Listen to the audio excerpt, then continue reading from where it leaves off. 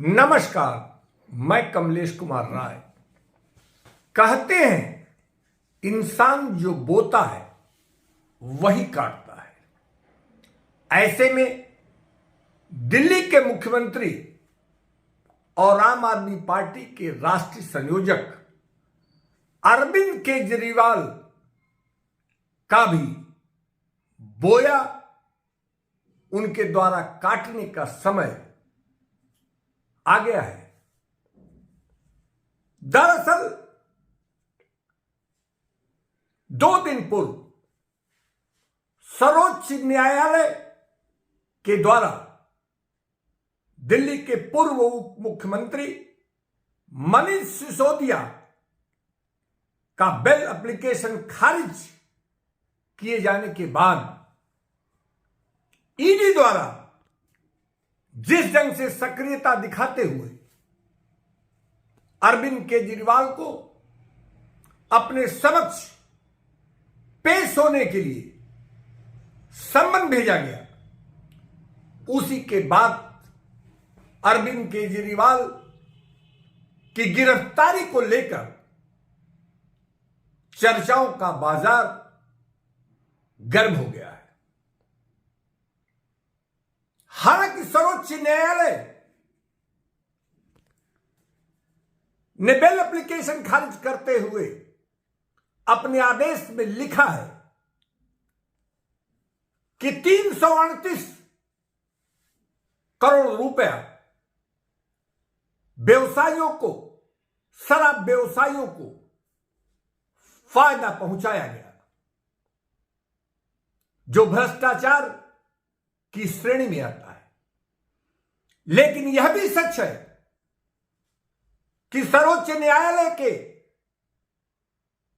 2 खंडी पीठ के द्वारा मनी ट्रेल का किसी भी प्रकार का संबंध मनीष सिसोदिया के साथ जुड़ा हुआ है, ऐसा भी अपने आदेश में फिलहाल नहीं लिखा गया है। और जो कुछ भी 338 करोड़ के बारे में लिखा गया है उसे भी वह प्रथम दृष्टया मानते हैं। लेकिन सत्तारूढ़ भाजपा के द्वारा बिना समय गवाए सर्वोच्च न्यायालय के 338 करोड़ के फायदा पहुंचाने के आदेश को अपने ढंग से उसकी व्याख्या की जा रही है। कुल मिलाकर यदि हम अरविंद केजरीवाल की बात करें तो कहा जाता है कि वह किसी के भी सगे नहीं है। अति महत्वाकांक्षी, अविश्वसनीय और डिक्टेटर छवि उनकी मानी जा रही है। साथ में यह भी कहना है कि अरविंद केजरीवाल ने जब भी जो भी कहा है वह उस पर कभी भी अमल नहीं करते हैं। यहां तक कि लोकपाल की नियुक्ति को लेकर अन्ना हजारे के नेतृत्व में बढ़ चढ़कर आंदोलन में हिस्सेदारी करने की वजह से सुर्खियों में आए अरविंद केजरीवाल के द्वारा आंदोलन के दौरान बार बार जिस ढंग से राजनीतिक दलों और राजनेताओं की आलोचनाएं की गई और किसी भी स्थिति में राजनीति में न जाने की कसमें खाई गई, लेकिन वहीं आंदोलन के तत्काल बाद उनके द्वारा आम आदमी पार्टी का गठन किया गया और वह उसके राष्ट्रीय संयोजक हुए। जिस लोकपाल की नियुक्ति को लेकर इतना बड़ा आंदोलन हुआ, सरकार बनाने के बाद शायद कभी भी पलटकर उन्होंने अपनी इस मांग को लेकर कोई सार्थक प्रयास नहीं किया।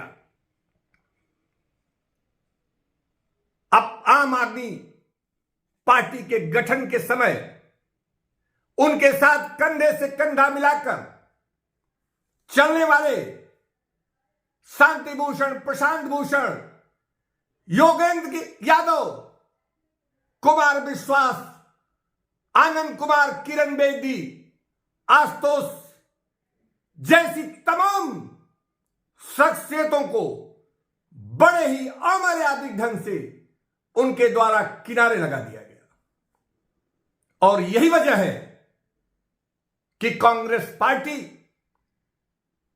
ईडी के द्वारा दिए गए सम्मन के बावजूद वह बड़ी ही सावधानी से इस पर अपनी राय व्यक्त कर रही है। जैसा कि जानकार मानते हैं कि अरविंद केजरीवाल की गिरफ्तारी कब होगी यह कह पाना तो मुश्किल है, लेकिन इतना तय है कि आने वाले 10-15 महीने, 1.5 महीने के अंदर उनकी गिरफ्तारी होनी पक्की मानी जा रही है।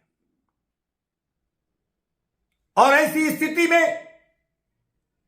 अरविंद केजरीवाल के बाद आम आदमी पार्टी का क्या होगा यह देखना महत्वपूर्ण होगा।